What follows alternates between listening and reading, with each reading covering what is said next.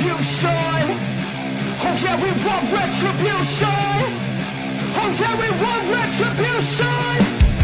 Oh yeah, we want retribution. Yeah, we ran out of patience. Boil up with the cold hard hatred. I can feel the vibration. Feet in the streets, it's a new sensation. I wanna break faces on the pavement. I wanna make greatness look complacent. Adrenaline awakened, I can taste it. We can make an impact, grab and then take it. Like a disease, bring them to their knees. Take the thing to see. Just like a weed, spread into the streets. It's time to make them bleed. 'Cause we just want retribution. Welcome, everybody, to another After Hours radio show right here on the Social Dig, Social Talk Radio with me, your host, Mr. Rob G. Is going to be a fantastic show here tonight as we are going to welcome our guest here tonight, Zen Benefiel. You've seen him on the show before. We're going to have an awesome conversation as always. Can't wait to go ahead and get up in there, Roger Murray. I do appreciate you for coming in and letting us know that you are home and you are well and you're out of the hospital. Appreciate you taking the time, right? You just got home, showing up to the show. It's always awesome showing your dedication to what it is that we do here. So appreciate showing on up. We got about 55 seconds before we start the radio show. We're going to make sure that we get it in. Make sure that to know if you're here for the first time or you're watching this on Team Replay, make sure you go ahead and hit that like button. Also hit the subscribe. Let us know you like the show. It's always cool to interact with the show. YouTube likes that. They like to know that you like the show. So we're going to get going here in about 45 seconds here. And let me see here.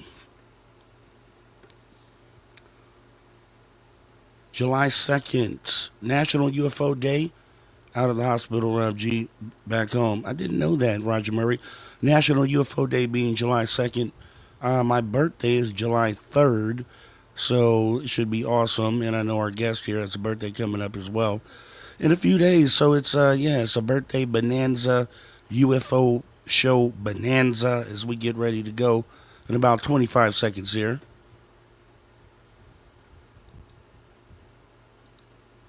Make sure also that you take time to become a social soldier. You can do that anytime by clicking the link in the description of each and every video that we put out here.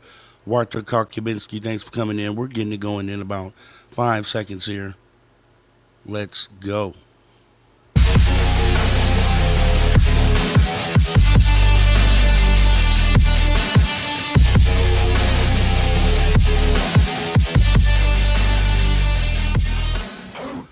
Greetings, social family. Welcome home. You just tuned your dial to Social Talk Radio, where truth and transparency matter the most. I am your host, Mr. Rob G, and tonight we're broadcasting live from the West Coast of the United States, right here in sunny Southern California, over these airwaves and out to all those on digital platforms all around the world. Remember, if you ever miss a show, you can dig deep in our archives, which don't cost a dime. Just jump on over to youtube.com, but hey, don't stop there. Also consider giving us a follow on X, Instagram, Facebook, TikTok, all at Mr. Rob G.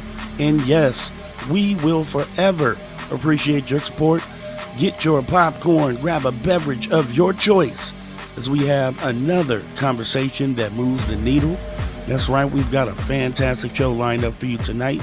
So make sure you stick around and stay tuned as we get ready to bring our guest in here for the night, who is Zen Benefiel, an author, speaker, visionary thinker, an explorer of consciousness, science, and spirituality, creator and host of One World, producing 120 plus episodes exploring fear, consciousness, and human potential. Now, reviving the show after a 30-year hiatus with conversation featuring professionals and thought leaders. We're going to go ahead and bring him in. He also has an academic background in psychology and human development, which is, one of the voices I think we need in a moment like now. because we are technically post disclosure day. If you've gone out and seen the movie, hopefully by now you've all seen it. We had a show that we did about this a couple weeks ago, the day after it came out. Then I had some interesting thoughts about it, and we'd love to see what our guest tonight thinks about it as well. Let's go ahead and bring him on in, Mr. Zen Benefiel. Thanks for coming into the show tonight. Oh, Rob, gee, man, thanks for having me. Namaste, in la catch, brother. It's great to be here. And all I have to say about Disclosure Day, listen. Listen, okay, you have me there. Anyone who's seen the movie understands exactly what he means right there. Thought he was going to have a follow up to that, but no, that's awesome.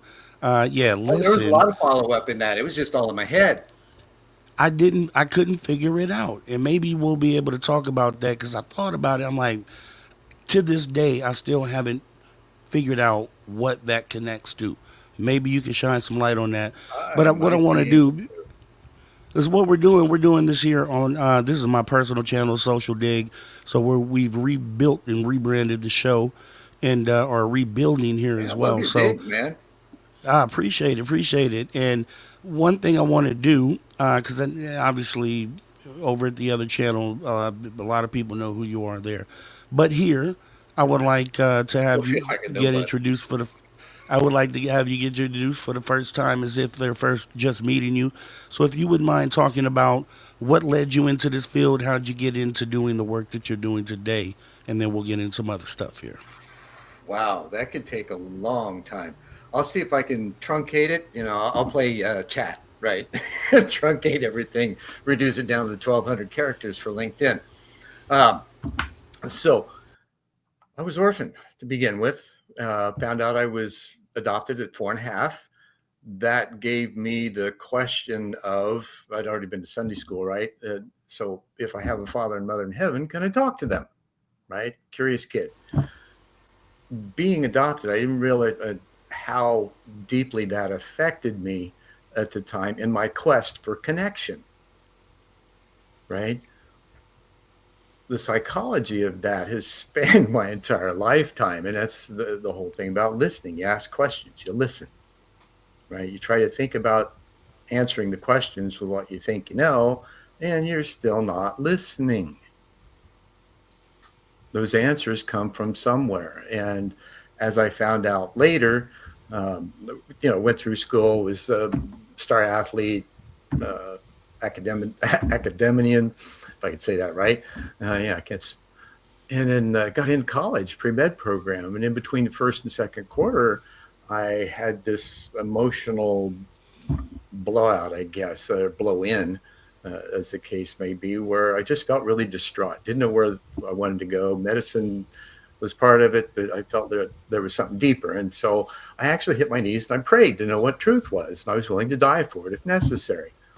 And it was much more serious than what I just stated. But the following Tuesday, 11/11/1975, I come back from class, living in the honors dorm. I do the obligatory bong hit and album side meditation. Right, we were all heads back then, mid 70s, and I'm listening to Journey's first album.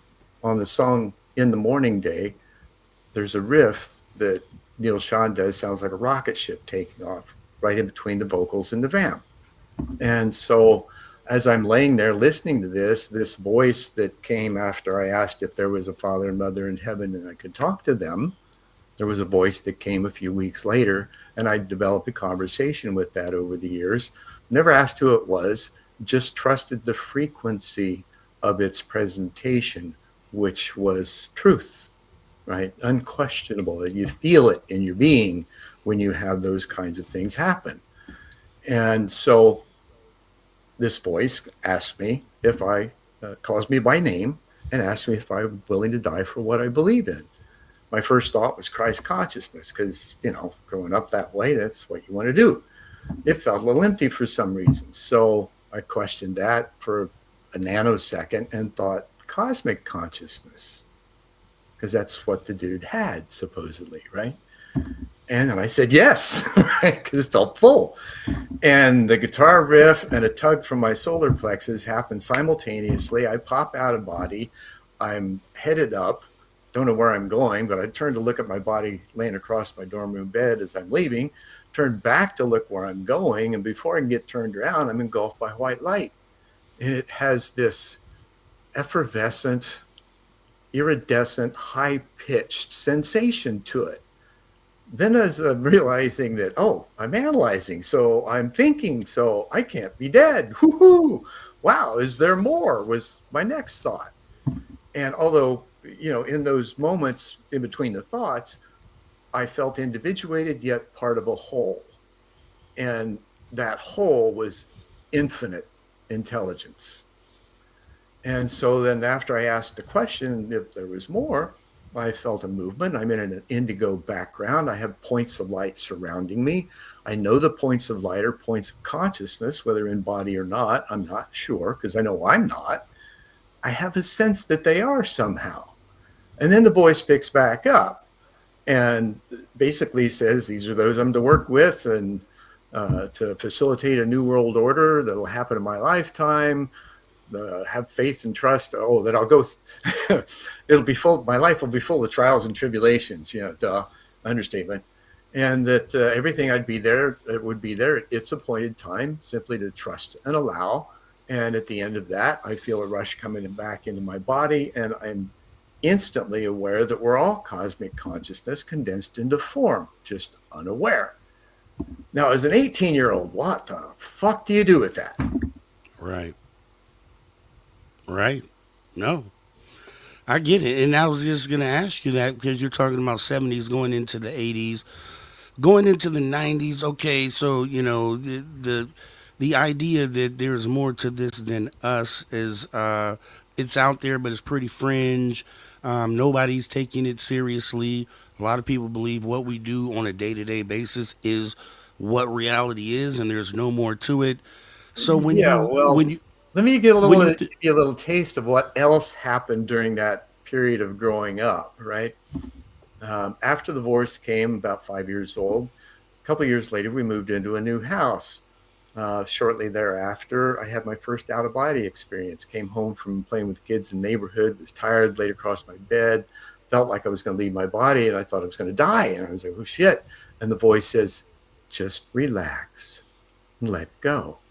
Everything will be fine. And so I did. And I pop out of body, and all of a sudden I'm on the ceiling, looked at my body, and boom, right back in my body again. And then I had a couple more, nighttime hypnagogic state, right? And then one night I wake up and I'm in the corner of my bedroom watching my physical body get out of bed, open my bedroom window, climb out, walk across the neighbor's backyard over to 10-acre pasture, climb the fence, start walking out into the field. Now, this is rural Indiana. And I'm about, 50 yards out into the field. And I'm still watching myself from an upper angle. And then my body starts rising. And it starts rising up the air. And I'm watching it pass me. And as I'm looking up, there's an orange cigar-shaped cloud that's got to be a mile long above us. And I continue up with my body. And as I go into the cloud, or watch my body start to go into the cloud, I snap back into it, and I wake up in bed the next morning. Don't know what happened, couldn't wait to go back. And it was just amazing, right, that first time. Then it happened a couple of weeks later. And over a 2-year period, it happened about twice a month. Some mornings I'd wake up with a nosebleed afterwards. Never thought about what it was, only that it was a really cool experience, right? Never put the UFO factor into it at that time. Then 1981, I'm getting ready to move to Arizona. And I'm walking through a bookstore in Muncie, Indiana, which was right next to where I grew up. And this book falls off the shelf in front of me. Nobody else around. And I'm like, okay, that must mean I need to go pick it up, right? So, and I'm 23 at the time. And so I'm I walk over to it and covers up. It's Ruth Montgomery's Strangers Among Us. It was published in 1978. This was 81. And so I'm like curious. So I pick it up, turn it over. First paragraph that I read, paraphrased, the most common UFO contactee experience in the Midwest during the late 50s and early 60s was the ta-da, orange cigar-shaped cloud. Wow. And I just about dropped the book at that time because it was like a domino effect. It's like, holy shit, right? And it just connected a lot of things, the weird things that I hadn't been able to figure out yet.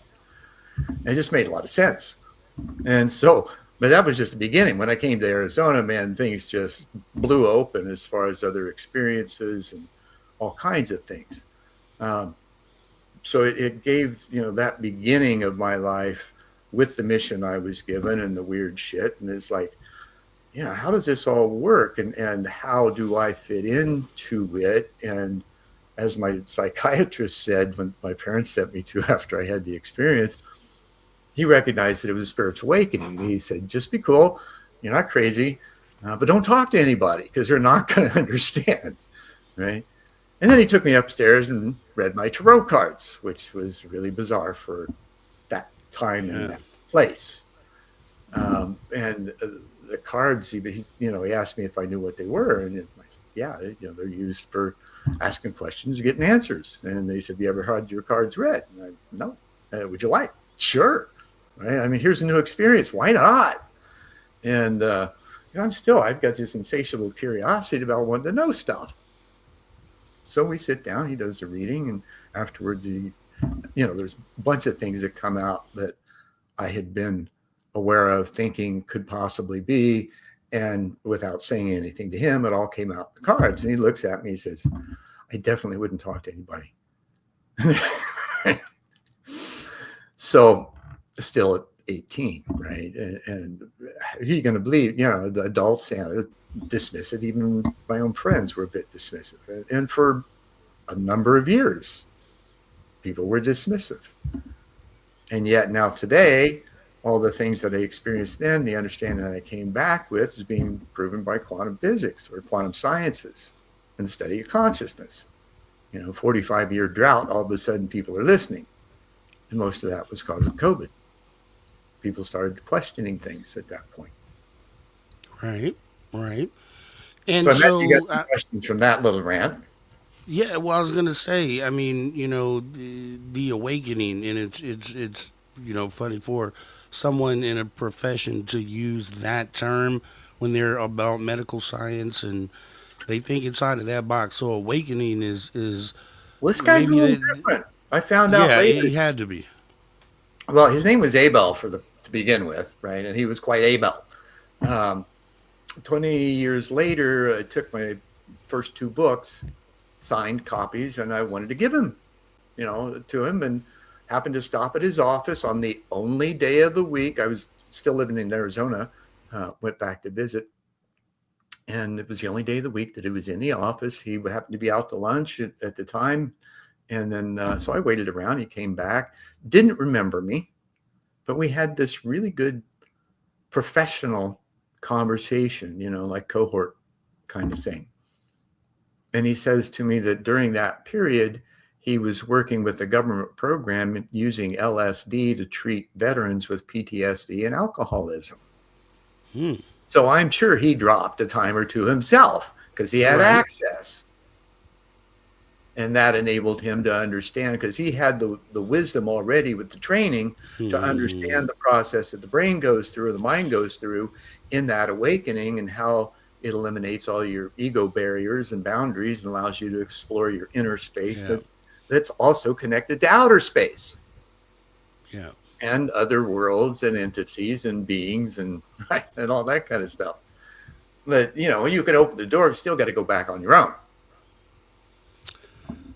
And when you say that, I always think about the hippie era, and I truthfully I always feel like I should have been, alive in that time. But it's just wild to think of how many people had their minds opened up during that period, and if that model would have persisted beyond that point, we'd probably already be, fully awakened as human beings. Well, But for I don't you, know. The yeah, reason go ahead. being, planetary civilizations have a process of evolution, right? They have their own personality from time to time. The spiral dynamics kind of gets into that, right? So there's a process that we go through of learning ourselves, each other, resources, how to use them, how to not use them. And it's all kind of a crapshoot for a while because we don't have, because we choose not to and have been led elsewhere through false belief systems that we don't have access to truth for ourselves. Now, as I said earlier, we're all cosmic consciousness condensed into form, just unaware. Well, consider yourselves in a Vedantic philosophy, right? Like we're all divine threads, incarnate, connected to source, capable of God consciousness. What's God consciousness? It's recognizing the tapestry and fitting into it by Okay, design, okay. right? Not by hook or by crook or, profit over people and planet kind of thing. It's about listening. That's what that meant. You ask the question, who am I? Why am I here? What am I to do? And shut up. Yeah. Now, with Um, our society, everybody's trying to tell you who you should be. And we've grown up hugely codependent. We wonder why there's so much trauma. You had a question. no, no, you're doing great over there. No, actually, and you tied it in to listen as well. Um, I just wanted to know because we actually have 2 minutes, 3 minutes before we go to break. Okay. For you, because I think what I want to do here is there's a lot of new people with disclosure talk ramping up. A lot of new people who are hearing this sort of talk for the first time. So a lot of it to them is jargon, like they don't understand consciousness and the way that we talk in this community. Um, this Sure. I'll reframe. awakening, What do you need me to reframe? I'll well, be just happy to just do the so. just what awakening is in layman's terms for those, and It's then recognizing also, you have choice and personal sovereignty of your life and how you live it, hmm, right? okay, Now, that being with the intent of loving and being loved. There's the difference between the push and pull, the aggression to acquire, right? We're not Ferengi. right, We're, we're spiritual beings having a human experience. We think we're humans, right? Because we're in this physical world. We don't realize that there's this multidimensional space around us that now quantum confusing, yeah, quantum confusing. Maybe that's what we are. We're quantumly confused. I And like slip that. the tongue kind of proves truth a little bit sometimes. What we find is that all of this multidimensional computer space now reflects what we have in human space. And it gives us the opportunity to question things through a science eye as opposed to a spiritual one, which is all experience based, where science has the structure and the architecture that goes along with it in the math and science.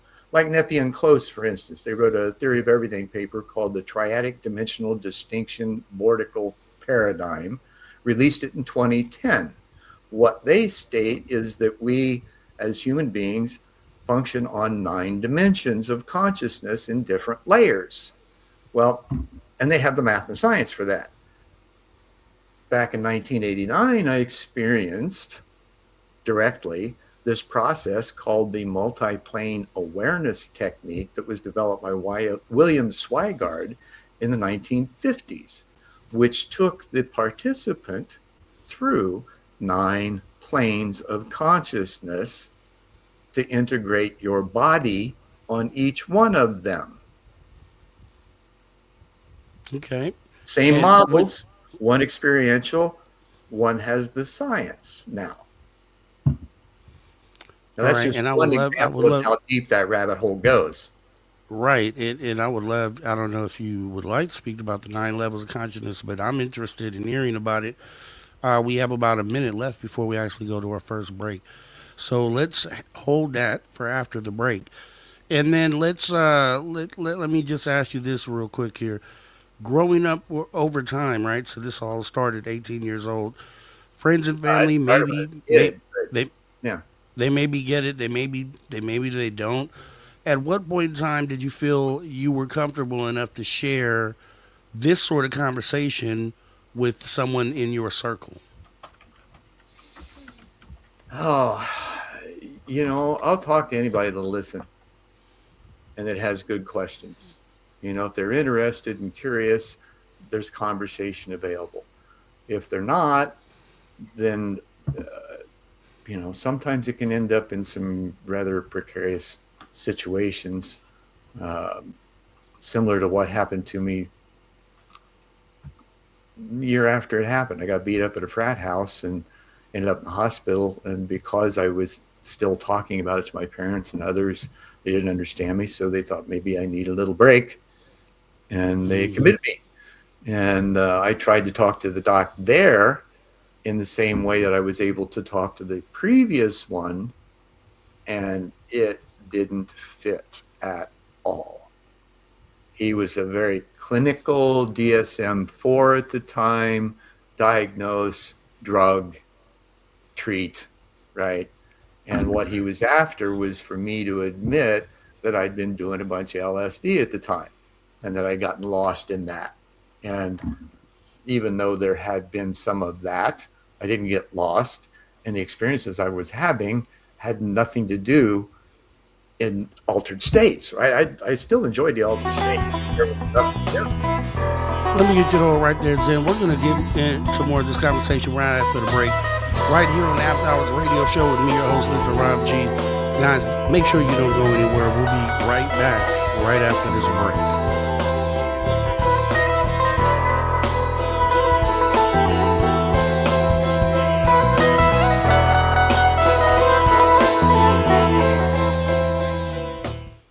All right. And yeah, definitely want to jump right back into that after the break. Because, yeah, being committed over being awakened is wild. Is wild. I mean, but obviously the stigma is what would have led to It that. was, But well, yeah, it was a sign of the times, right? This was still in a very unconscious society, and especially in rural Indiana. yeah, I definitely want to pick that back up. Let me make sure we say, hey, I see you out there, MLWD40. And lurkers out there, don't be afraid to drop a line here. Mark Absolutely. Eddy is in the building.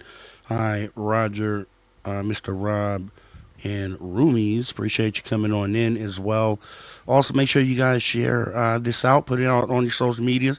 Let them know Zen Benefiel is here having an awesome conversation, whether you catch it live or you catch it on the back end, like I say, in the archives. Definitely make sure you share this out on your social medias. That's how you help the show. That's how you help the conversation get out there. And obviously, in this time that we're in, these are the conversations that we are supposed to be having. And we're going to get into some more of this here tonight. So make sure if you do go anywhere, you got about 4 minutes before we come back from break and we jump right back into the conversation. Also, if you guys wouldn't mind just taking a moment, looking right under your screen, hitting the little like button. Just let YouTube know you like the conversation or that you don't like it. Either way it goes, it lets YouTube know something, right? You're interacting with the channel, and that's exactly what they want to see. Also, don't be afraid to leave a comment on your thoughts of the conversation and maybe some things you wanted to add to the conversation. We will be presenting questions to Zen at the end of hour two, so you will have a chance to have those answered here tonight. So also make sure if you do put a question in the chat, just put it in all caps. That way we can make sure to understand that that's a question that you want asked tonight. And also, there is a hype option. I'm new to that. That's a new feature on YouTube where you can actually hype a video. Every hype that you give adds to a number of points, and then after so many points, you end up in some sort of ranking system for the most hype videos. So it'd be awesome. Those things are free, just one click of a button. We'd appreciate if you guys would go ahead and do that. As well as, let's see here, we didn't have a show last week, obviously, because I had a eulogy to deliver, and that was delivered. It was a pretty emotional situation as well. And, maybe we'll hit on a little bit of that here because talking about near death experiences and things that might be right on the other side, the things that we are unaware of that are over there, and that we'll all eventually get to go see at some point. We'll get to go see what is next at some point in time. And I just had a moment where, I was able to stand in front of a lot of family, friends, and family members, coworkers, and kind of deliver a really powerful eulogy. I've never done one ever in my life, and I was really able to connect with a lot of people afterwards, all throughout the service. It was more of a celebration of life and not sort of your traditional funeral sort of situation. But a lot of people came up and really just let me know how much it moved them. And, I was appreciative of that because for this family member, I know they wouldn't have wanted anyone to do it but me. And then for me to be able to deliver for that family member in that moment just went a long way. So, long way of saying that's why we didn't have a show last week, but you guys know that. And next week is my birthday. And Zen, I know you have a birthday coming up. I saw on your social media. So, happy early birthday to you. Thanks, And sir. happy early birthday to me. July 3rd, every year, the most awesome birthday you could have. And funny story I went to, well, I don't know if it's funny actually, but I went to the doctor this Friday to have my blood work results. All came back really beautiful. All organs and things are functioning really nicely, which is definitely something you want to hear. But my nurse happened to, we shared the same birthday. I never really get that for a July 3rd birthday. So, we were able to have a moment with each other and talk about how it's the most awesome birthday you could have because family and friends are always in town. There's always some sort of food situation going on around that. And then also, obviously, uh, 4th of July, Independence Day, fireworks, and all these family things that having an awesome birthday like July 3rd, you get to experience each and every year. And this year won't be any different. I'll be definitely, usually I'll do a YouTube live. I don't know about this year because I think I'm going to Vegas, but I would normally sit out over the city I live in and film. You can see the fireworks all over the city at once. I may do a replay, but we're coming back right now, guys.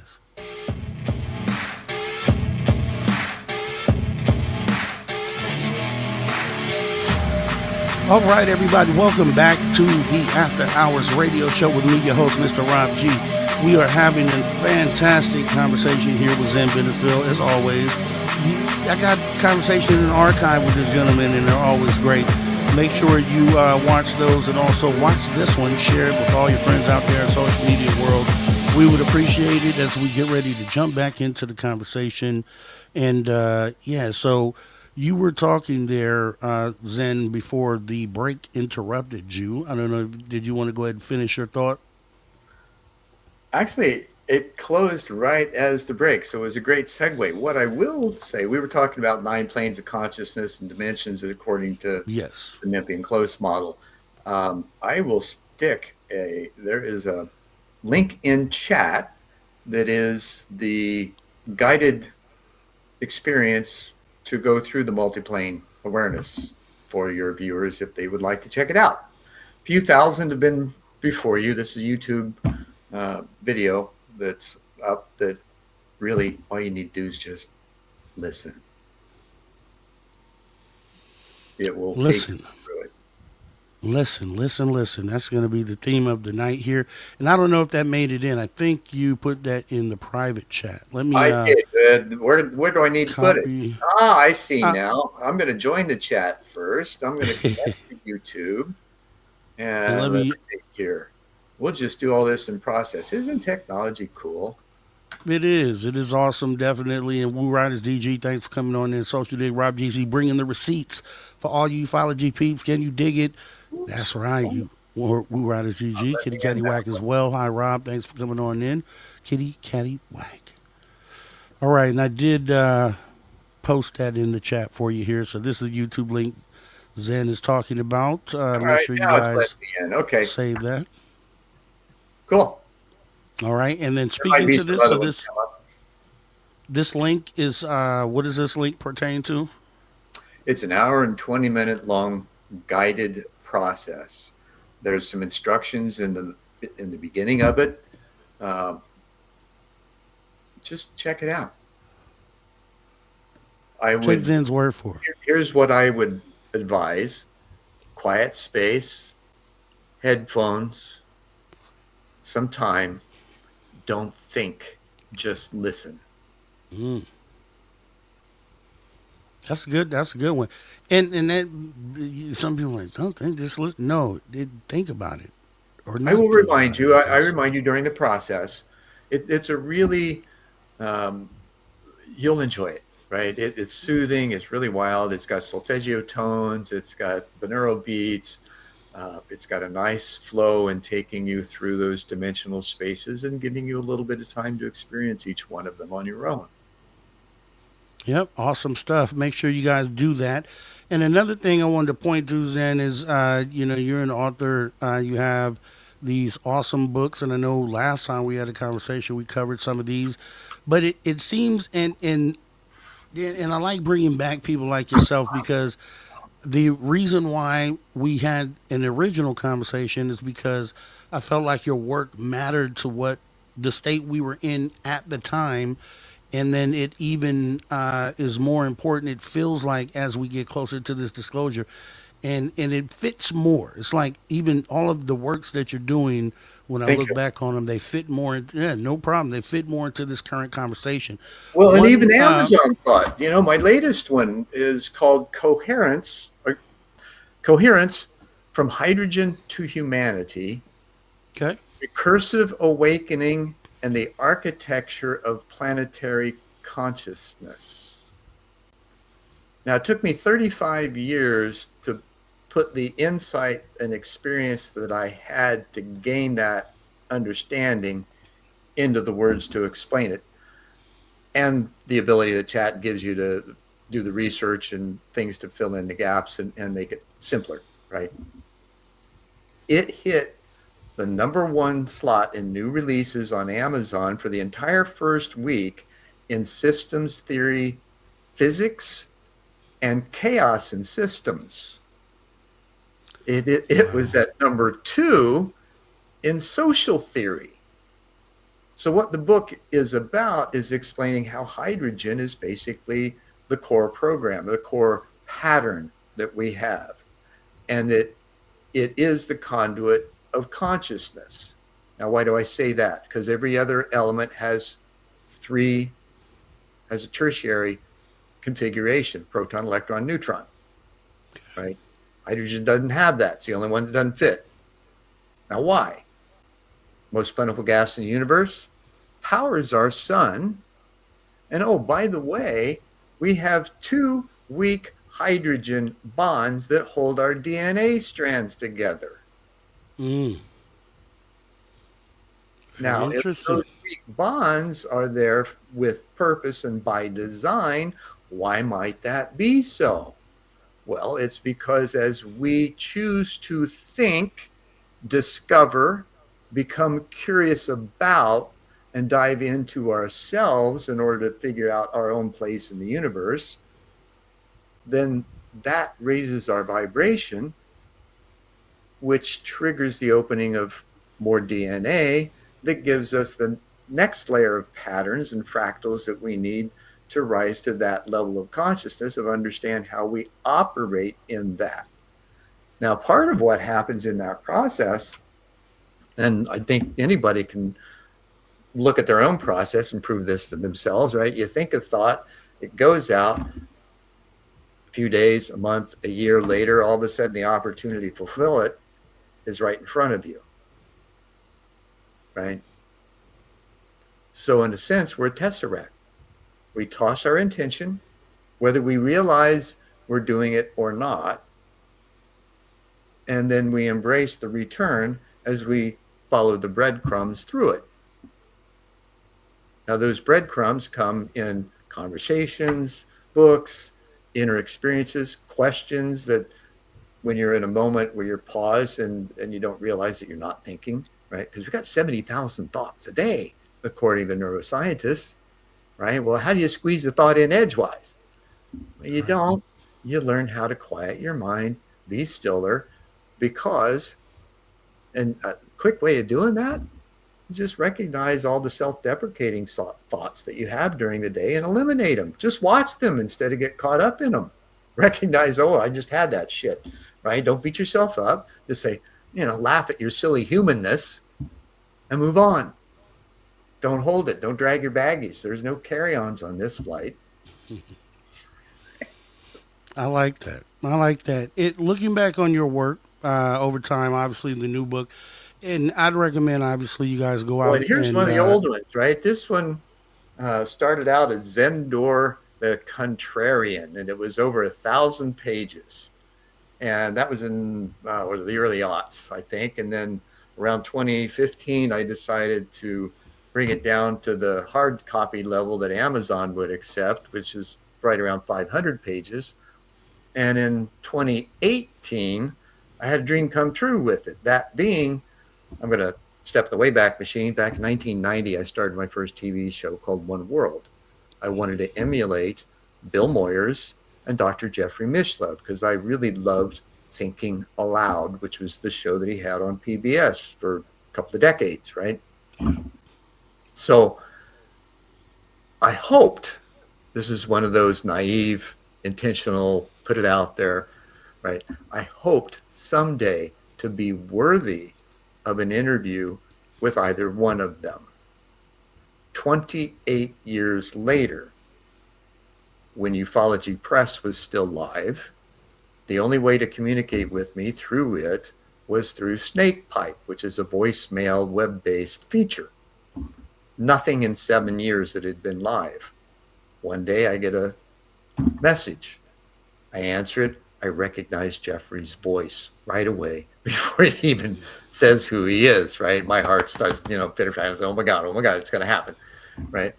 So he had reached out to me because he thought my audience would like the interview that he just did with Jason Giordani about the Greys.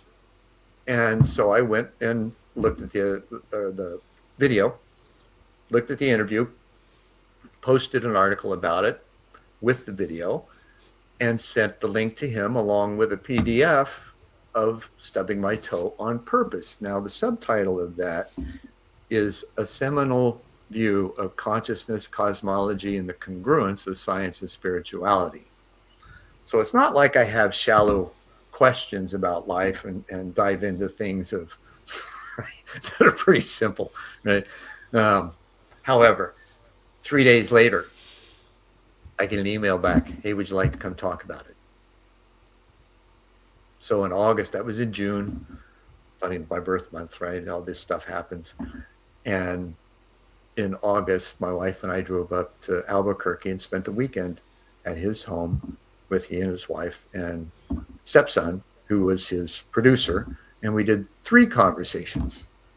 The New World Order was the first one, which he thought was pertinent to talk about from my perspective of harmony among people and planet, not what's being prescribed, because this is the emergent one. This is the one that's aligned and coherent with natural order. That's why I wrote the book Coherence, because it's time for us to really look at the one pattern that permeates everything and how that all fits. I'll come back to another comment about the perpetual peace science in a minute. So that gave me a platform. It gave me not just a platform, it gave me the validation that I had been looking for of being able to function at that level, be seen, right? Because you never know if you're going to be seen. You work hard, you just never know. And all you can do is your best, and whatever happens, happens, right? So we did A New World Order. The second one was The Sociology of Ufology, which was pretty sick. And the third was On Hearing Voices. All three of them pertinent for that period, right? And that's how I found the triadic dimensional distinction vortical paradigm. Was I was looking through some of his old shows, ran into Vernon Neppy's interview, and I'm like, wow. Now there is a perfect example of the serendipitous synchronicities and the breadcrumbs that appear to confirm what you believe your experience is trying to tell you. Because some of it's pretty freaking wild, and it's hard to accept, especially when you get out of this realm and realize that, oh, I'm interacting in other realms too, and you're on board ships, you're having council meetings, you're being recognized by the Federation as a member, and for my case, being announced as the son of Ashtar and Athena at a global event in 2000 with over 250 contactees and experiencers from around the world. Right. It surprised me. I did not expect that. The two coordinators, we'd had conversations. They recognized me. They channeled Ashtar and Athena. They were the ones that said that, I needed to come up and be introduced because they wanted to give me the leadership role of the ground crew. Well, that went over like a lead balloon. And yet here I am 25 years later. Not only have I had another TV show, One World in a New World, that you alluded to in the introduction. It's we're in our 6th year now. We started it in June of 2021. My wife actually came to me, Luba. She is just an amazing woman, twin flame. We met at her Kundalini yoga teacher training graduation in 2016, instantly knew each other. She was originally from Leningrad, USSR, trained as a piano pedagogue in one of the most prestigious music schools in Russia. Wow. So what a gift. Sensitivity, her understanding of music, of vibration. She was taught solfeggio tones at 5 years old. and very deeply about them, which is the Russian, even the Soviet tradition, right? They're just fastidious about diving into science and math and arts and understanding and performing at peak. Americans aren't like that. And I think we might be a little jealous of them because of it in some circles, instead of embracing and putting. So that leads me to Perpetual Peace Science, the book I was referred to. It's a translation of a Russian book called the Gandias or something like that was compiled by Leo Samashko, who's the founder of the Gandhian Global Harmony Association that's based out of St. Petersburg. In that, they basically say, now this is a compilation of 30 plus scientists, most of them Russian, and they say the same thing I do in coherence. Imagine that. So that on between Leo and I. Let me ask you this. I had hinted at the bit when we talked about the books. There are some titles that stood out to me. Obviously, you have the new book that you spoke about. The One World was also something I think we initially talked about first time I spoke to you. Sure. There was one. If you had to pick one of the titles or one of the books, I just want to see if it's one that I wrote down today. What one do you think would be most useful to our current moment right now? Like, which one would you recommend for the current moment that we're going through as far as where we're at in this disclosure process? I would say, well, what is disclosure, right? Is disclosure really that we just need to listen to what's available, which is really what the movie said, right? If we just shut up and listen, we realize that there's no malevolence out there, that it's all intended for us to learn how to love and be loved, right? Because you can't raise your frequency if you don't. That's the bottom line. And there are levels of that we go through. There's patterns, there's processes. The first thing we do, is become aware of them. And until we do, most of them are self-deprecating, which turn into diminishing others as a result, because what we do to ourselves, we do to the other, right? Then when we learn to love ourselves and forgive whatever it is that we think we've done that have been mistakes or faulty steps or regrets or whatever, right? Again, no baggage on this flight. You learn from it, you harvest it, and then you use that to nourish the present in order to create a better future.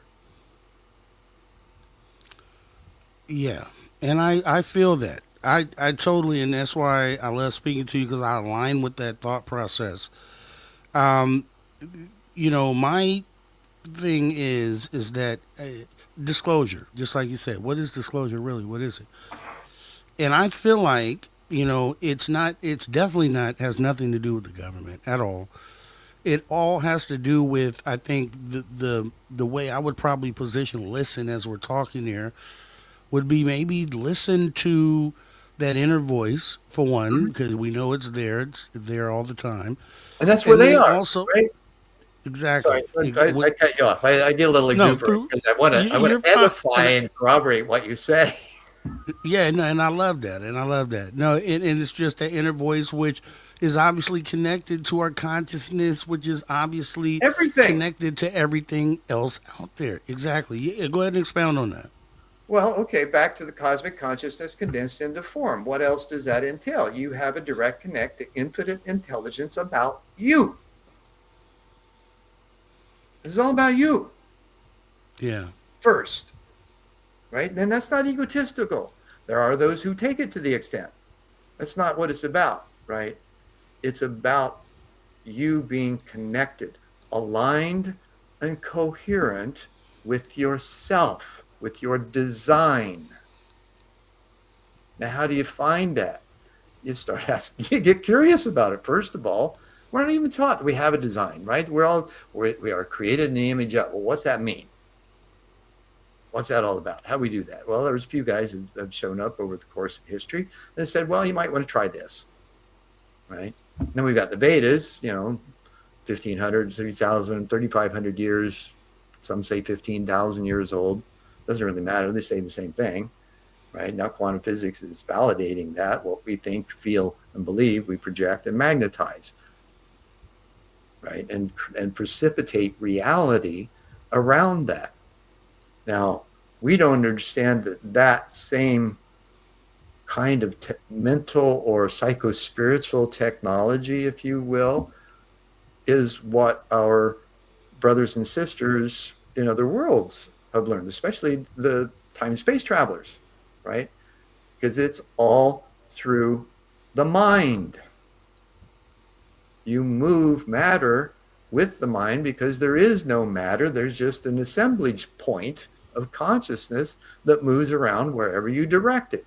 Tom Campbell talks about that as an avatar being able to direct their focus into any one of those data streams at any given moment, right? Well, we just have to be able to tune into 9 of them, actually 12, because we're already on the third. The other 9 planes encompass what's beyond us in the metaphysical realms, but we have bodies on those, and when we're in those realms, they're just as physical as this one, right? It's just time's truncated because, it's like you have a daydream, right? You experience a whole week of time in a blink or a few seconds, right? Well, what's that about, right? How do you relate time to that? Is it an illusion? No, it's just different depending on your frequency level. Still exists. Let me ask you this, because this is kind of going to go into what we'll talk about in an hour or two with your thoughts on the Disclosure Day movie. But one thought that I had when I did the review show a couple weeks ago is that the entity that plays the shadow government in the film, it seemed like their purpose was to block the ability, and just one thought I had, just block the ability for this extraterrestrial presence to directly communicate with human beings. Like it was their goal to intentionally suppress our ability to receive the messages, or just because you would assume that extraterrestrials would prefer to do direct contact with Well, all they of did. us. They did. They even signed treaties that we broke. And so Yeah. they rescinded. They took themselves out, right? Because we didn't prove Okay, worthy, which is we why got we have about. to get back on the moon. I would venture to say we were asked not to go back very directly. I met one of the astronauts, Dr. Edgar Mitchell. I was producing Okay. an event here in Phoenix in 1977 called the Prophets Conference. We had 120 vendors, almost 40 speakers, 5,000 people showed up. I was hired to do the whole thing. There was promoters. I set everything up, did all the logistics, got all the people, places, and things together. I loved it. It was one of the things I had fun doing. And Edgar was one of the speakers. He walked out of the main room into our outdoor green room, pulled a pouch of drum tobacco out of his back pocket. I happened to have one too. And I thought, oh, how convenient, right? And so as I was walking up and pulling it out of my pocket, as he turned to look, I simply asked him if he would mind if we shared smoke together. And he just melted at that comment. So we rolled and we started talking about tobacco and Native American ways, and that led to deeper and deeper conversations, sharing stories, which we both had.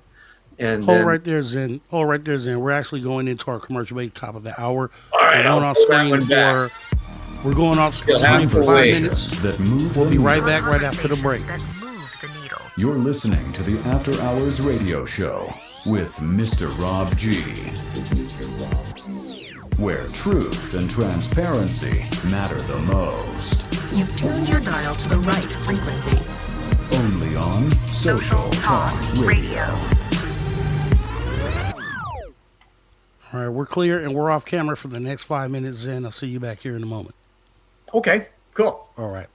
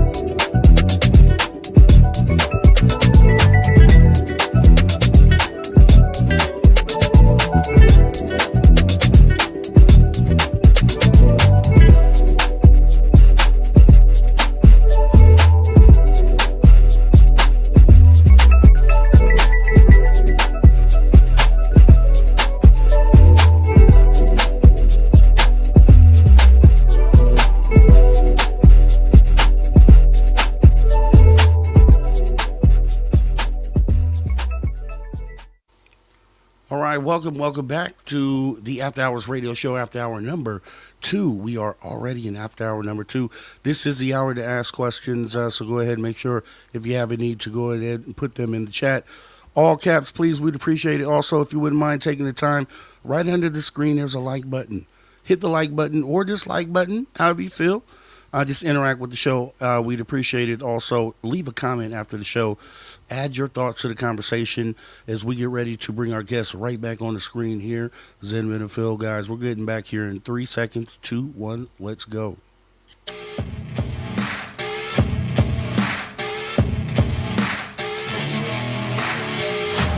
All right, everybody. Welcome back to the After Hours Radio Show right here on Social Talk Radio, the Social Gig.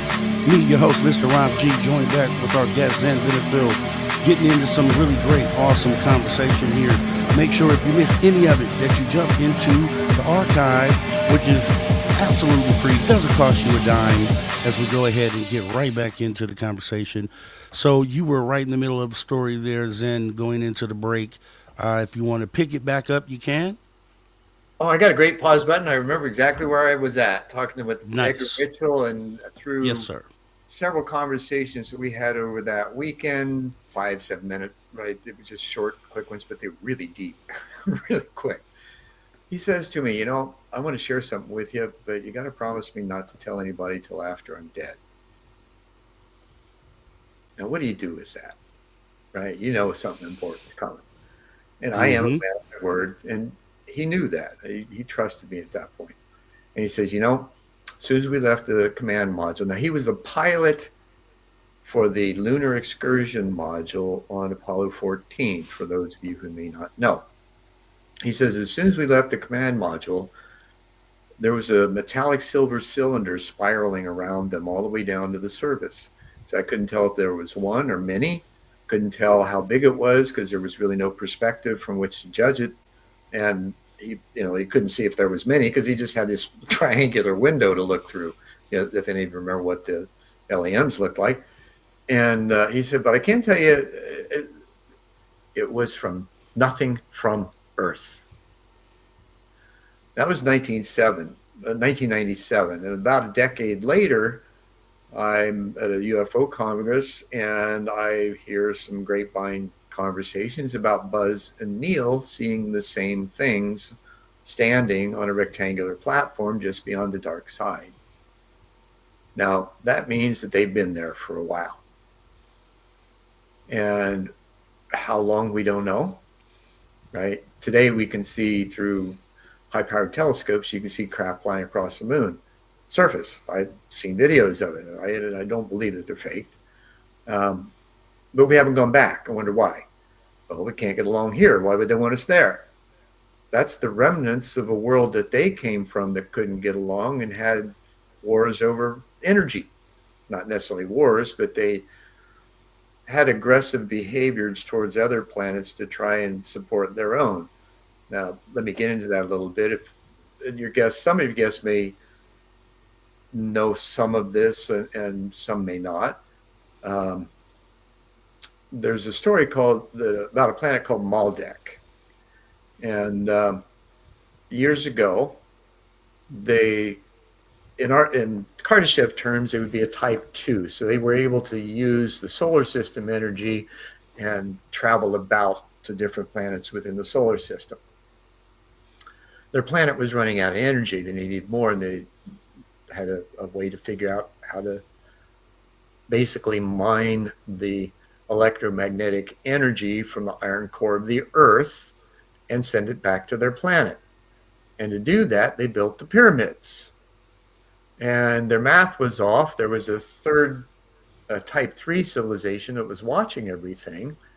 Now, I'm paraphrasing this because it was originally an indigenous story and is told much more flowing and flowery than that. I'm just kind of putting it into bullet points if I can. This other race saw what was happening, knew their calculations were off, tried to warn them. They didn't pay attention. They fired the machinery up and ended up blowing up their planet as a result. Now, there were some that this other race thought deserve to be saved to begin anew somewhere else. So there's a mistake for that and brought it here. That planet, Malbec, is what we now see as the asteroid belt.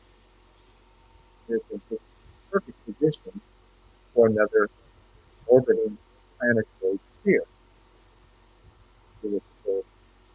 Arrangement of our solar system. Millions of years ago.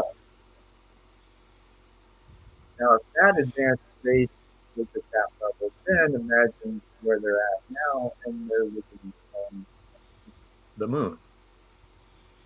What might be their purpose with us? Right. Maybe rattle our cage a little bit and get us to wake up and treat each other better to begin with.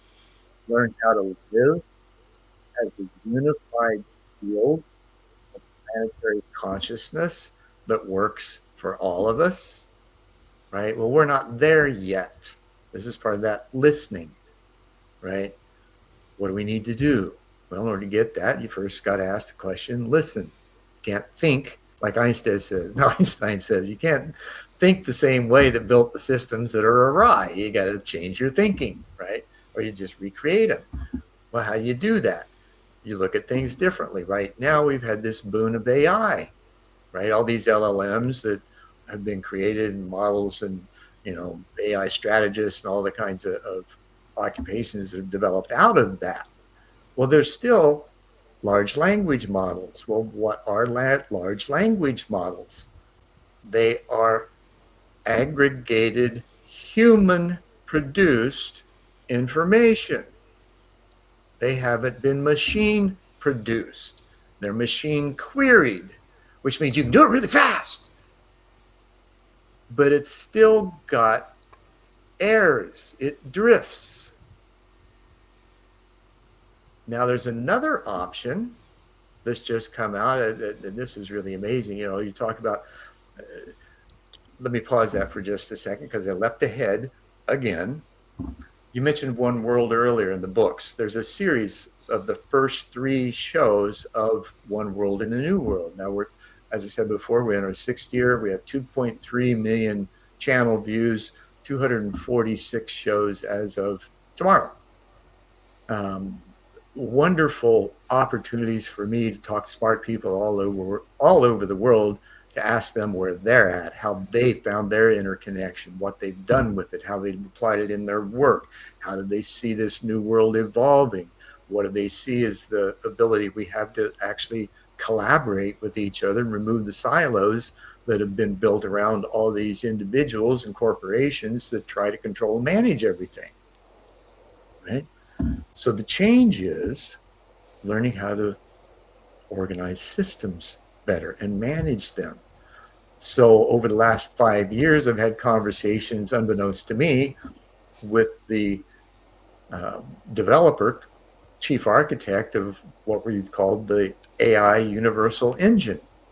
Now, this is built basically to help align and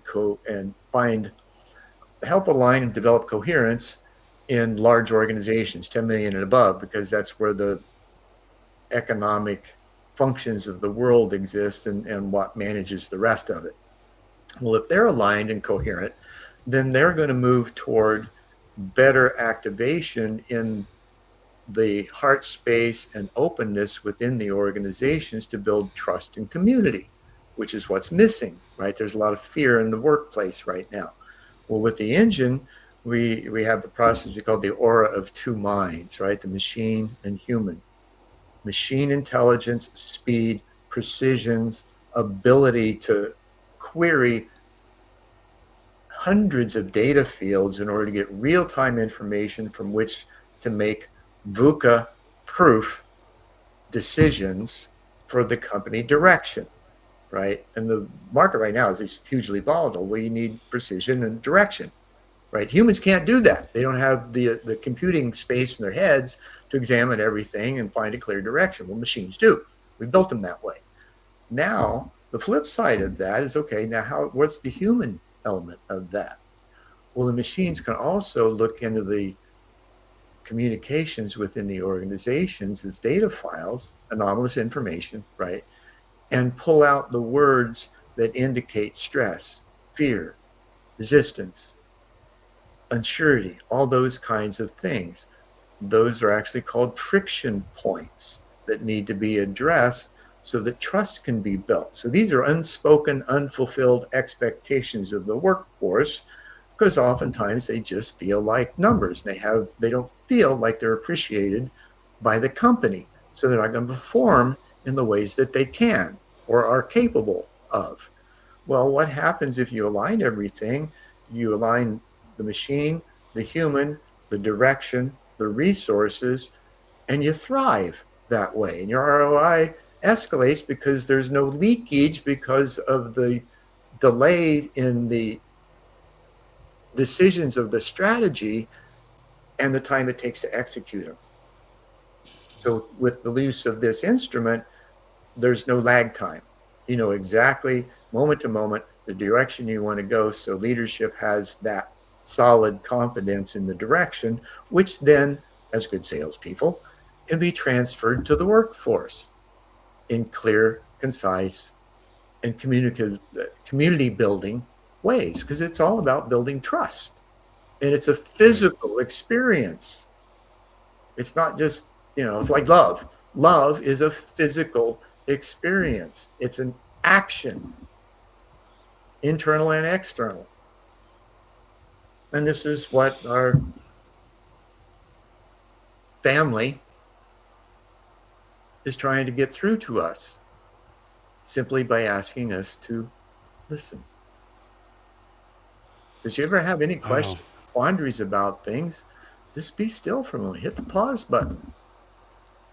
Let what needs to be done through you bubble up in you, right? It's kind of like, who was it? James Redfield and the Celestine Prophecy, a third insight, right? You don't speak until you feel it well up from inside of you. Can we do that? Yeah. Do we have conversations with others to listen, or to just spew what we think and hear our own words and not really care whether they're received or not? Just think that we're smart, right? And showing off. Is that really something to do? I know I sound smart and I'm showing off and stuff like that, but no. And yet I'm humbled every day by the awe of creation and how it responds to our own energy.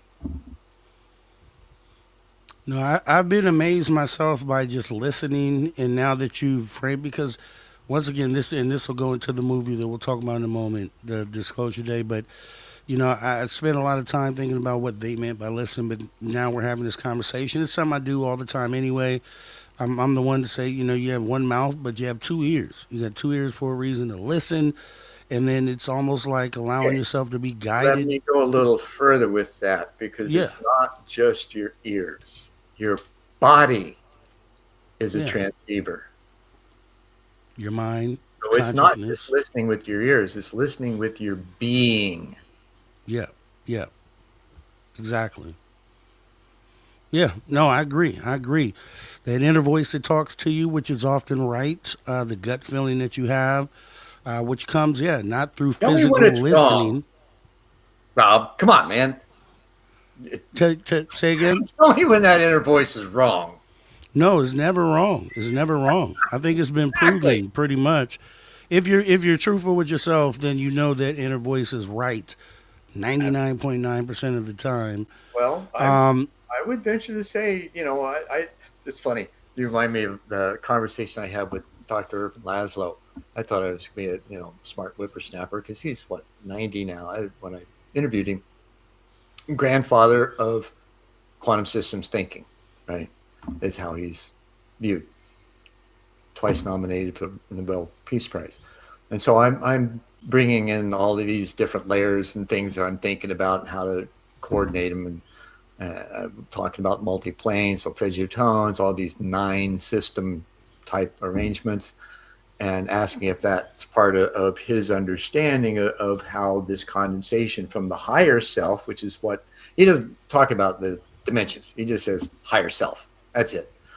So we're talking about that. And I say something about quantum, through quantum physics, it's been proven that we've got 99% space and 1% material.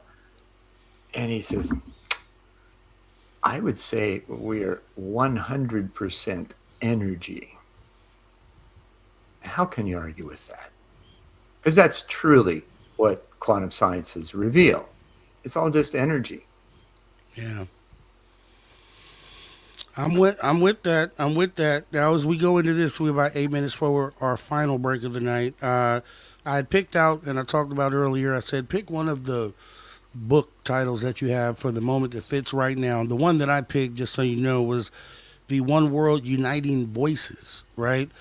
Because That's I the feel series. like yes, okay, and I feel like that's for me what fits right now. And I think would be most Well, useful yeah. I without mean, don't knowing listen the to a full thing I say. context. Forget, don't trust me. However, read those books. There's 3 volumes. There's 3 years of conversations that have been distilled and analyzed through 8 different lenses with a golden thread chapter at the end of each one of those volumes.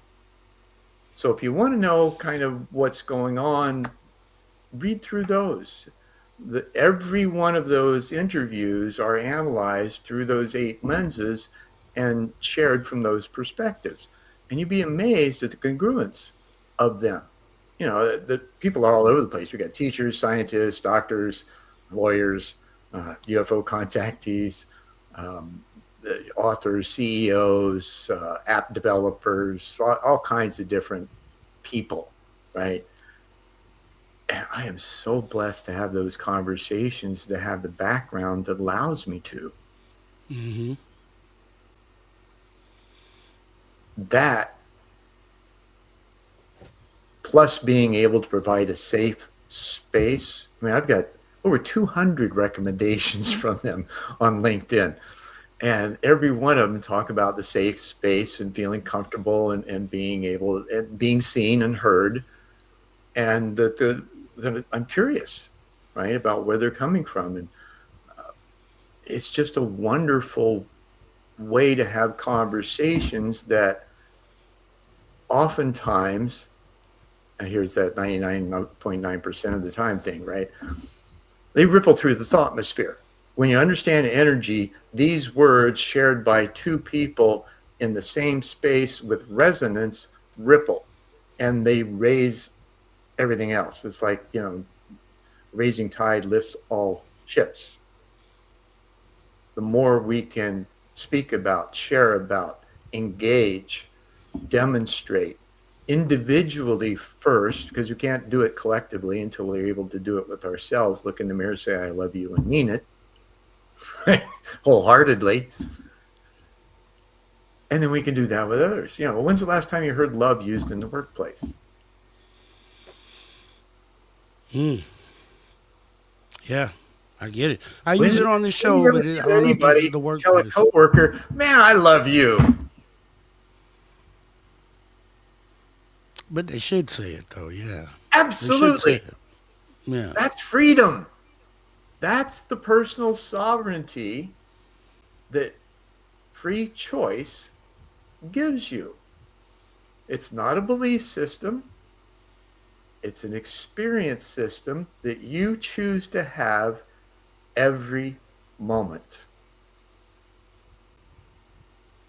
Now, because we've had all of these, granted, I was a teacher I taught high school for a number of years, taught college classes, taught adult learners.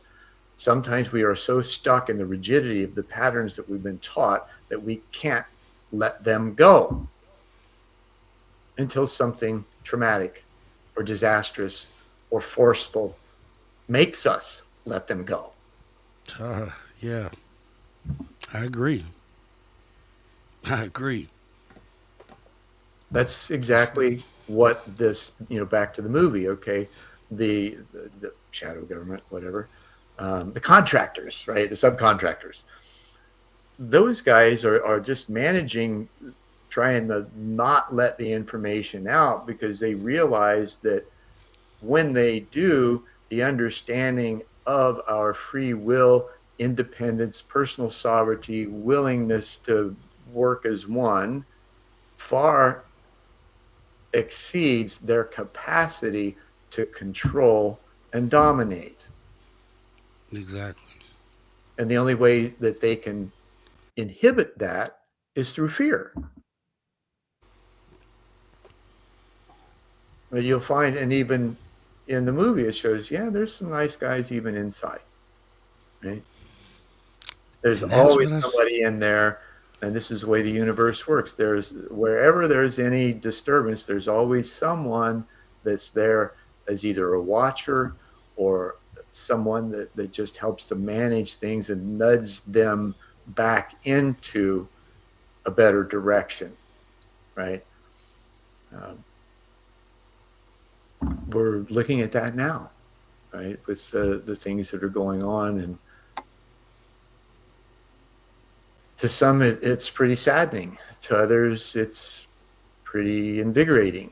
And so where do you find the balance in that so everybody's able to do what they're doing? Now, we tend to have our own particular bias. For instance, because we think like, I think like I do, then everybody else does too, right? We've gone through that and realized, diversity, neurodiversity, nonlinear thinkers, right? Different scales and the autism scale, right? We got all kinds of labels and categories and things, but do we ever try to look at it from a systems place as, okay, how do they all fit? Instead of looking at them all as outliers. How do we bring them all into that unified field and help people feel like they belong, like they're loved, like they're cared for? Now, social media has done a big disservice to separate us in that way, right? Now we've got to figure out, okay, so we understand another great book that it's a scientific history of the study of how small groups of people have manipulated masses and entire populations throughout history by telling lies and controlling the media streams. It's called the Lucifer Principle, and it was written by Howard Bloom. He's one of the smartest people on the planet. You gotta know the book.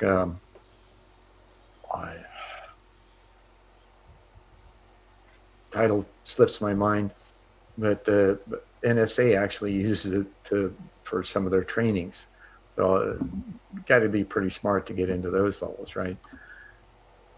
The things that we have that are available and the evidence that we're getting at, the orbs, the sightings, the different ships, and finally in 2017, the release of the Tic Tac videos. So now it's like, okay, you can't deny they're here. We know it. And so they're leaking it, right? Yeah, where does it go? Who's inside? How do we get along? What are we really achieving here in figuring out what our neighbors are like and looking at them through a lens of how we are warring, domineering, right? Resource hoarding, all that, right? So all the stories about how they have come here to try to use us as slave labor and all that kind of crap throughout history, none of that's true.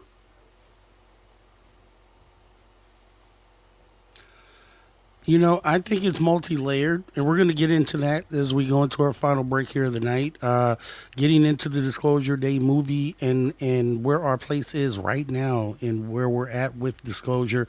You don't want to miss that, guys. Make sure you come right back if you go anywhere on this break. We will be right back with Zen Benefiel right here on the After Hours Radio Show. on Social Talk Radio, the home of truth and transparency, just like it says on the shirt, truth. Truth is exactly where it's at. We'll be getting into more of this right after the break, guys. Don't go anywhere.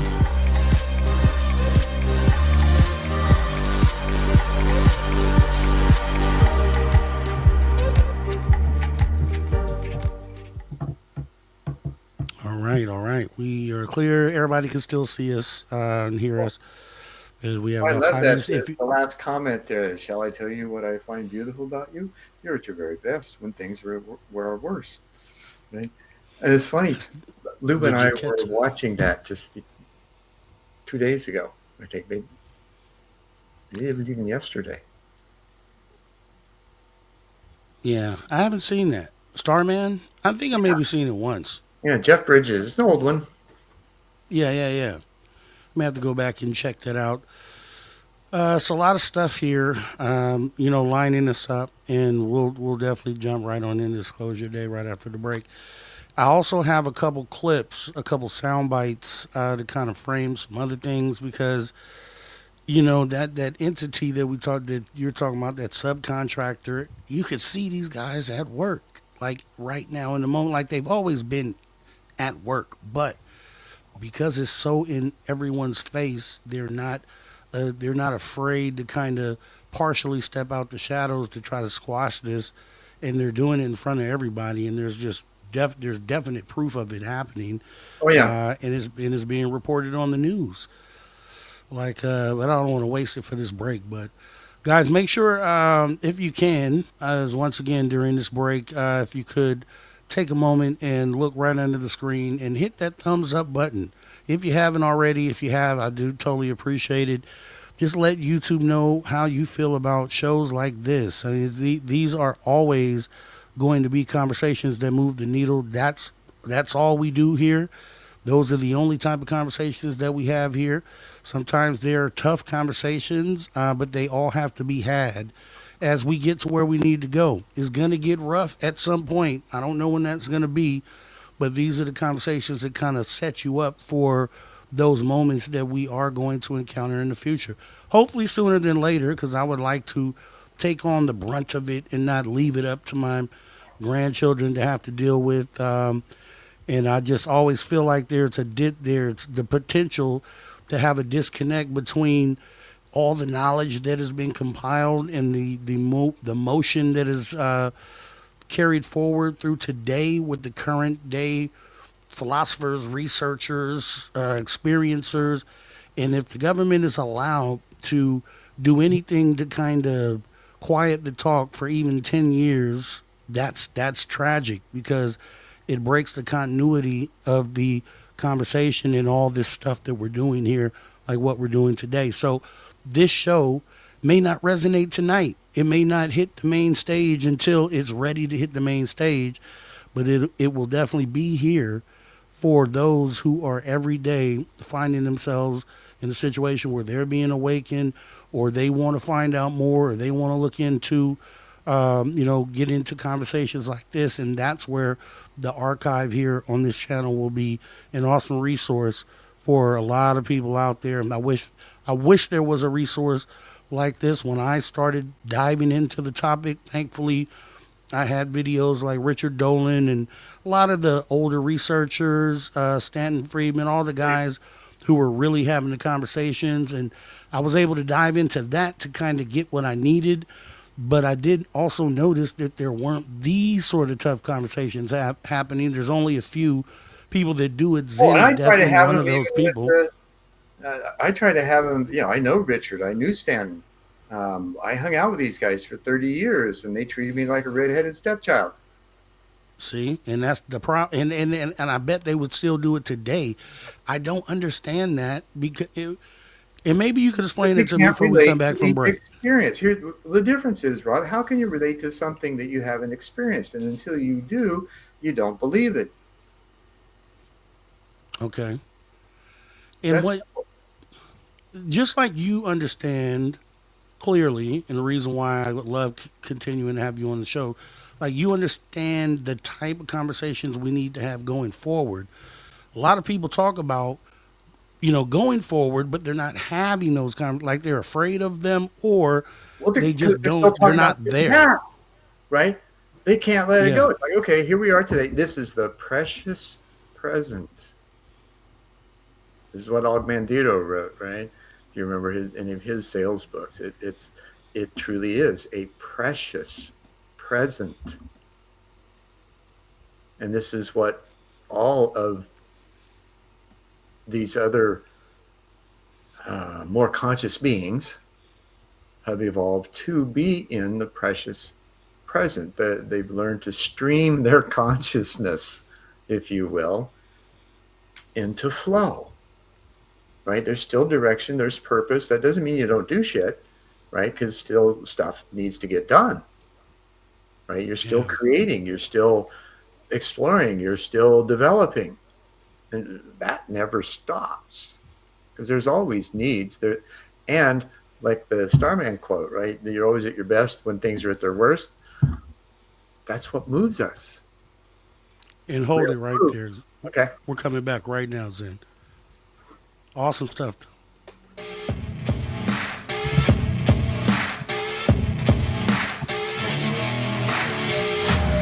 All right, everybody, welcome back to the After Hours Radio Show with me, your host, Mr. Rob G, and our awesome, fantastic guest, Zen Benefiel. We've been having some really great conversation tonight, guys. I'm telling you, if you missed any of it, jump into the archives. They don't cost a dime. Right here at youtube.com/@MrRobG. Get into some real good conversations that move the needle.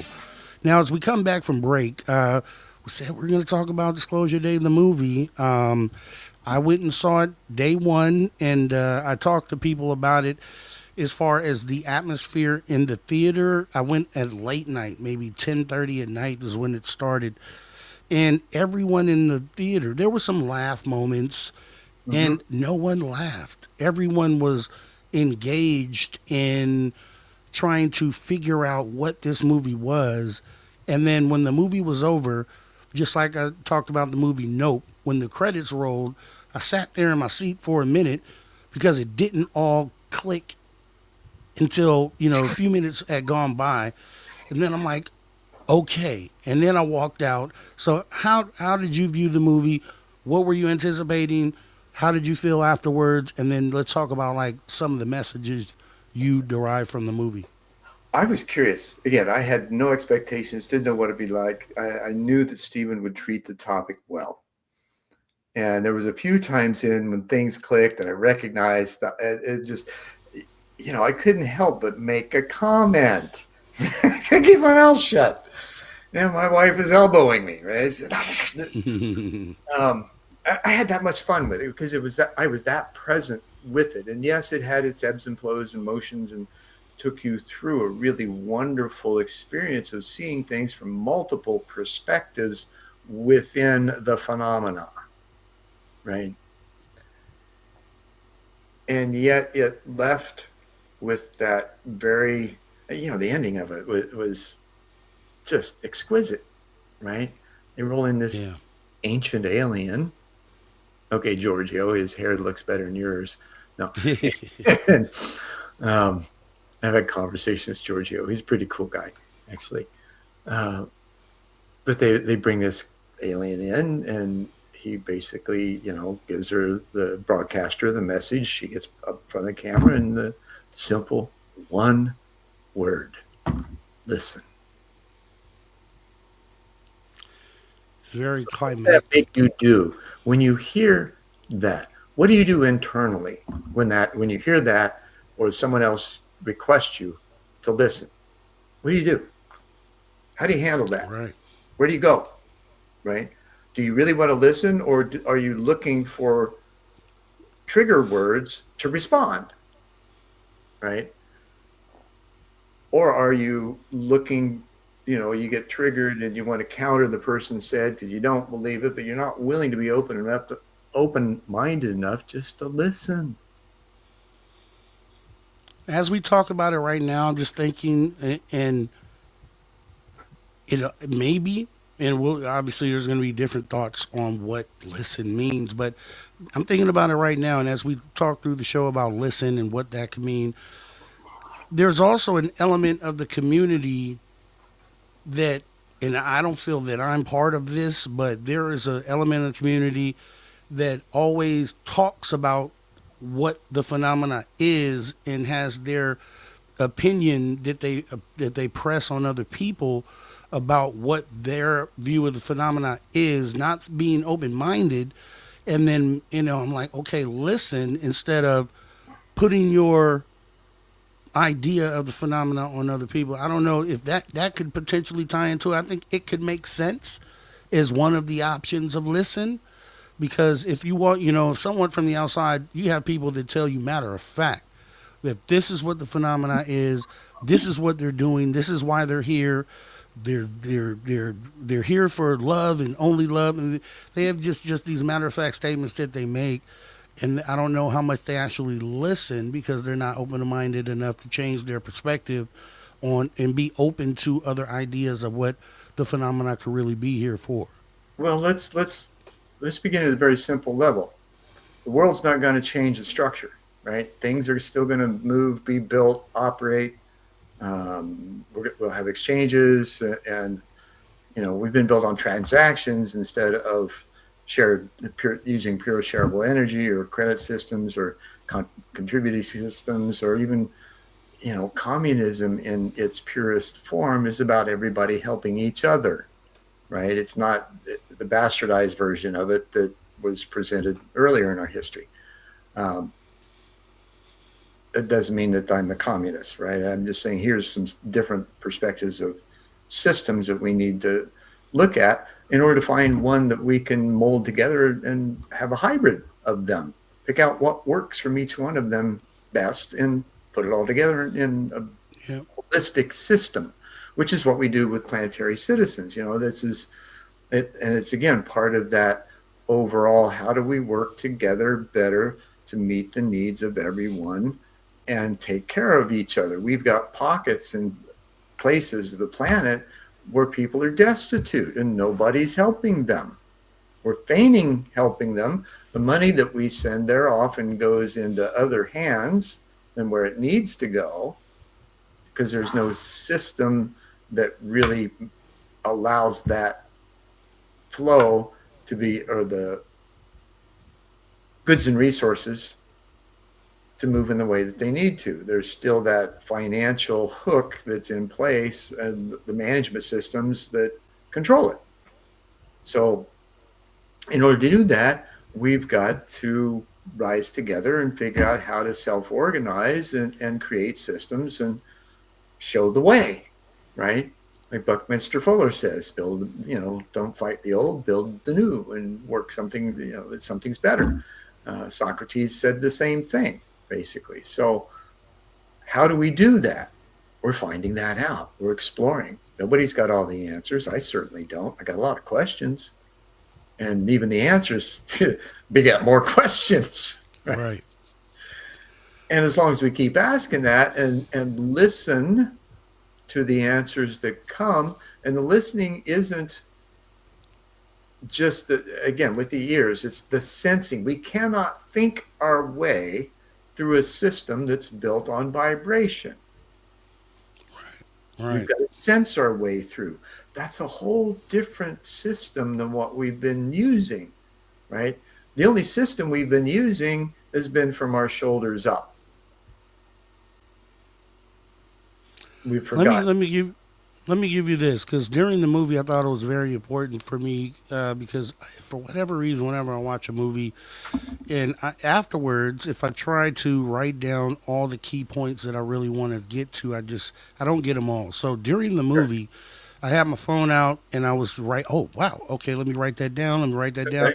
Just pointing out different points of the movie. So I did a show on this a couple weeks back, and guys, I recommend you guys go check that out, because I really went into detail about all the different parts of the movie and potentially what it could mean. But I'll give you the short version. Right? I appreciate that. I'll give you the short version, because I walked in and promoting this movie for the last year now. I felt like Steven Spielberg had the opportunity to have a literal blueprint of what we could do to get to disclosure. I wanted him in some ways to take the story as it is current day in the public, and kind of do things like, for instance, fill in some of the areas where whistleblowers are unable to talk. So the lines that they walk up to, and then being a filmmaker, being able to take liberty to That was fill in in there, those blanks.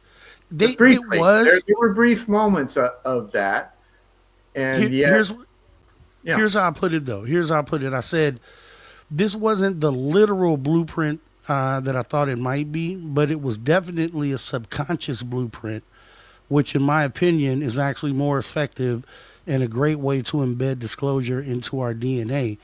And one of the reasons why I said that is because I felt like the whistleblower element and then the media element. So I stated that, pointing out one of the parts of the movie where the guy is talking to his girlfriend about the threat of treason not being valid due to signed with elements of the shadow government who really don't represent the public facing government.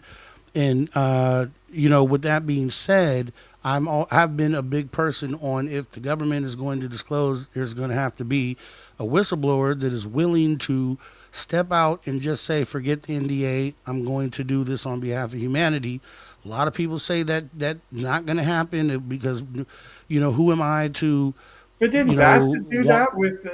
Well, actually, Greer and Bassett both did it. Greer did a mock did a press conference group back in the turn of the century. Then Bassett does the mock congressional hearing that then a few years later actually becomes a congressional hearing. But when we say this guy in the movie is the guy who's touching and has the data in his hands to be able to take it out of there. So my other thing was the media, the way they depicted the media, and this is all happening as the world is going into World War III, is what's happening in the background during this movie.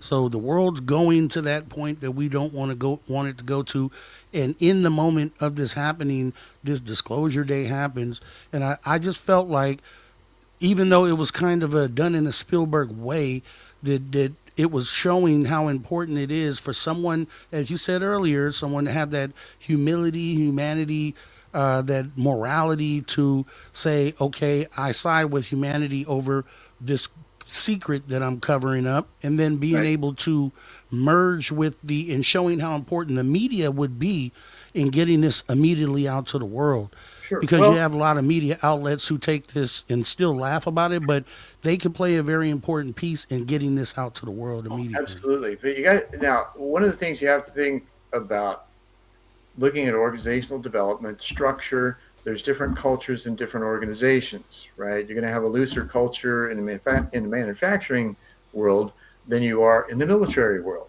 Military, it's rank and file, you follow orders, period, no questions asked. Right. And so the guys coming out of that work well in the private sector as the private contractors, right? Because they just do what they're told. And so you want those kinds of guys. Those are great guys to have. At the same time, then there's this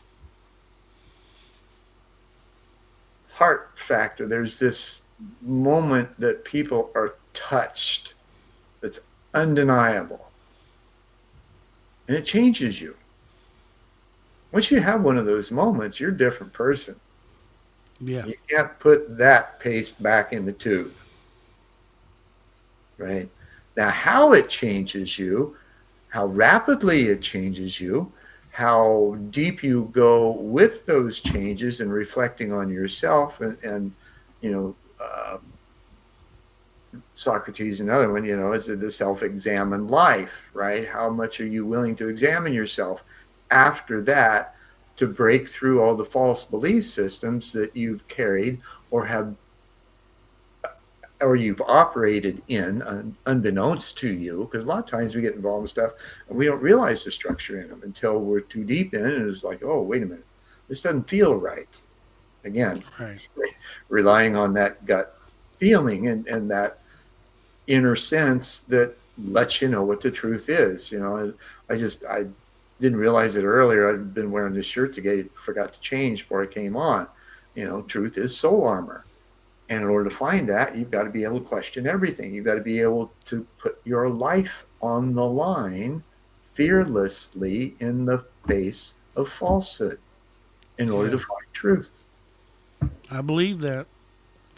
I believe that, and I tell people if I was in that position where I could be the one to leak the information, if I would do it on me, and I would suffer the consequences. Because in history, there's always a person that has to do that, has to step forward on behalf of humanity in order to achieve this momentous moment, this future shifting, and there just has to be a person, and I would do it. And I'm just not just saying that, Just but a my multiple. Why have one? It's like, it's like the world's waiting, the Christian world, right? It's waiting for this guy to show up and save everybody. Well, it even says he comes to wage war on righteousness. That's not going to be a happy camper.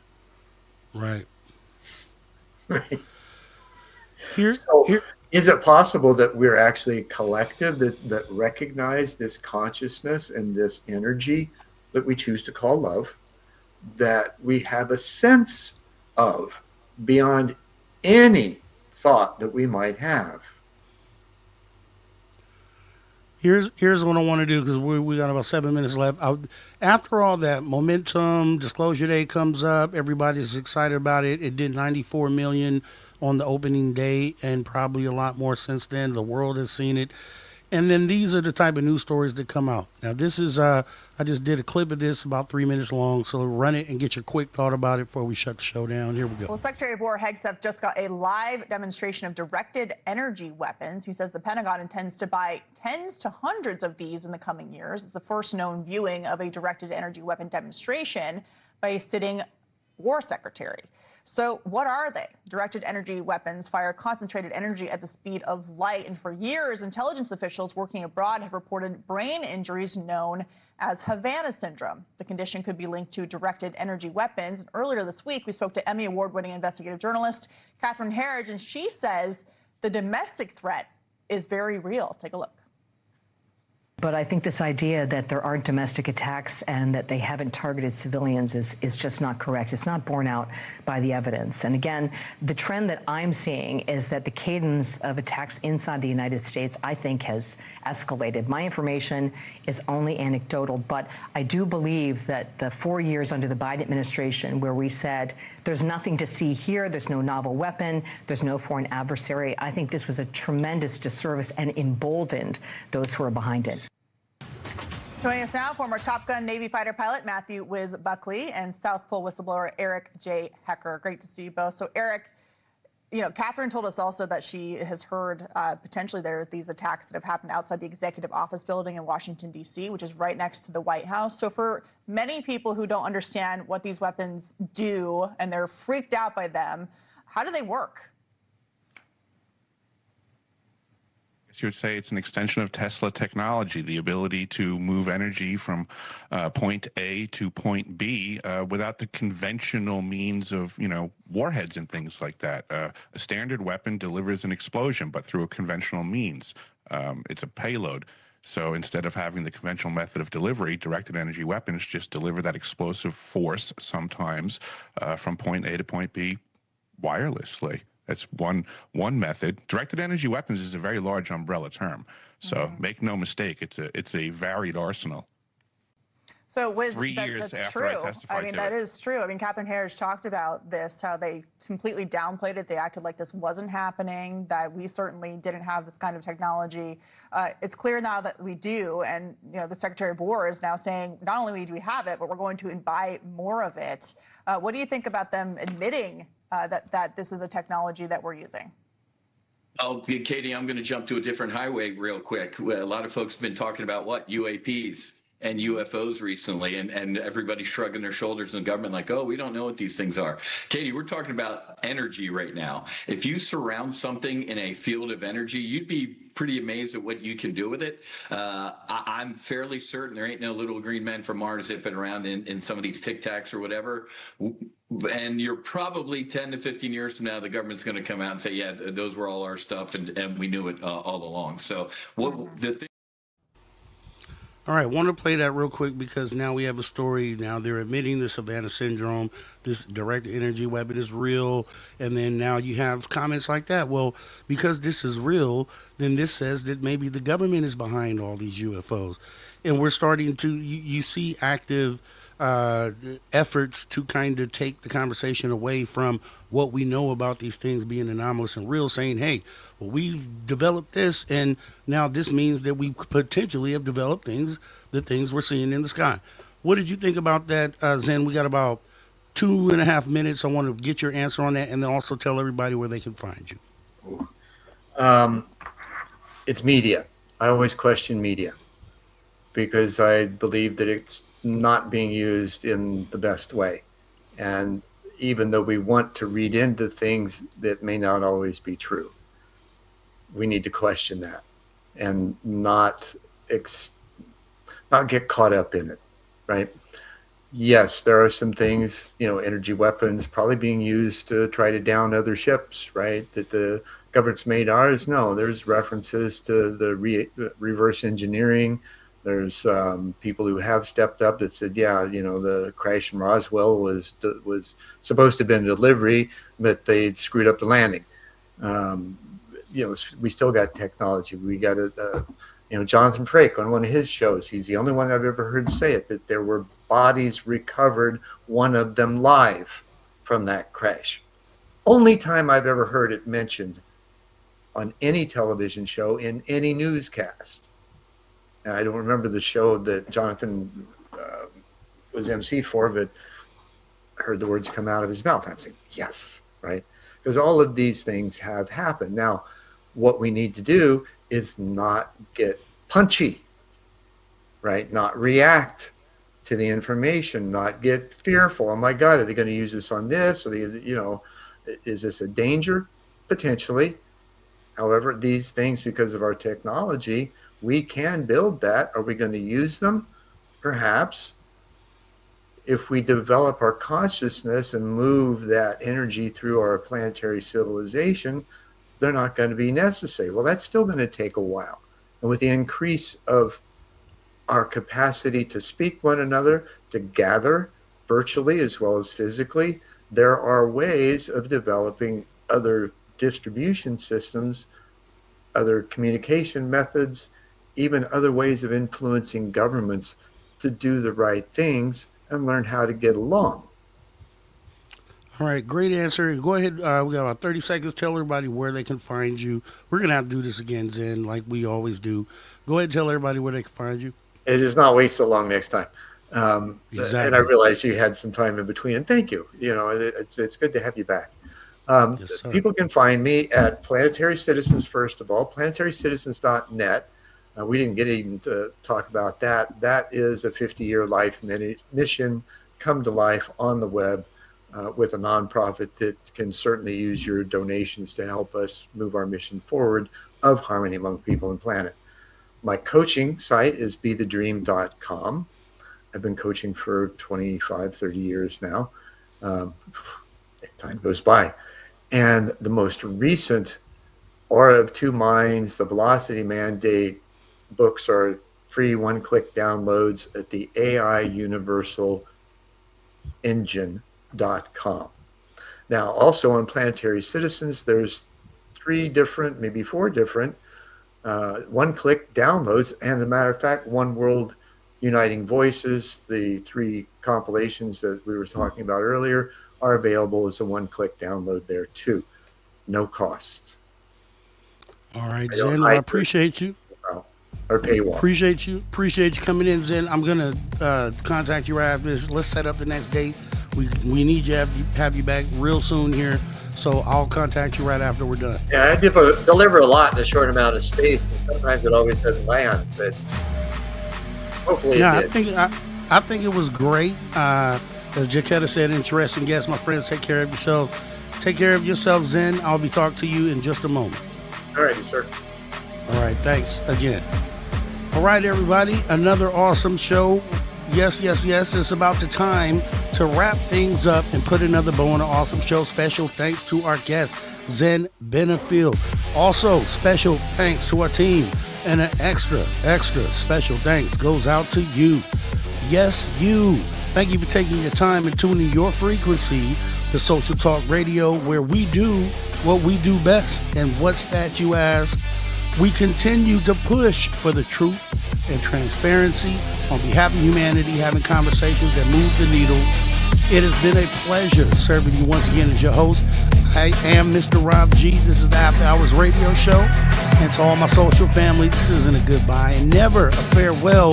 But best believe we'll be right back here doing the same thing, same time, same place. See you next time, guys. Much love and take care.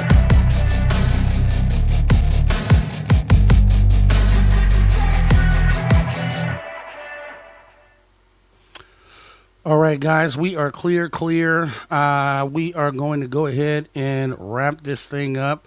I do appreciate everybody who has come on in tonight. Thanks for, coming in and dropping comments on the show. It's been awesome. Also, want to make sure that you guys take the time, if you can, and everyone in the chat and anyone who may have been lurking tonight, to go ahead and hit that like button. Hit the subscribe if you're here for the first time. We have awesome conversations all the time. Conversations that move the needle. We have other shows that we do here on this channel as well, as we're building up. I think we're finally over 700. We're trying to get on the road to 1,000 and even more. Let's get these conversations out there. If you wouldn't mind, there is a share button under each video. It says share, and then it goes copy link. Take that link to your social media platforms, drop it in a post, and say, hey, guys, it was a great conversation here. Come and check it out. We'd appreciate you guys doing that. It doesn't cost a dime. With that being said, we're going to get up out of here the same way that we got in here, because we want retribution.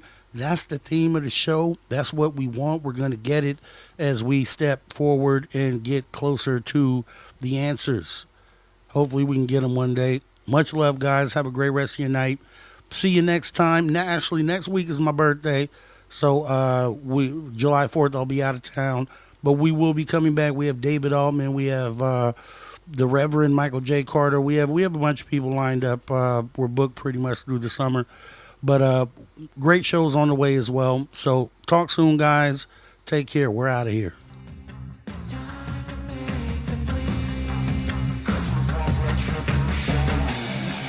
Cause we want retribution. Oh yeah, we want retribution. Oh yeah, we want retribution.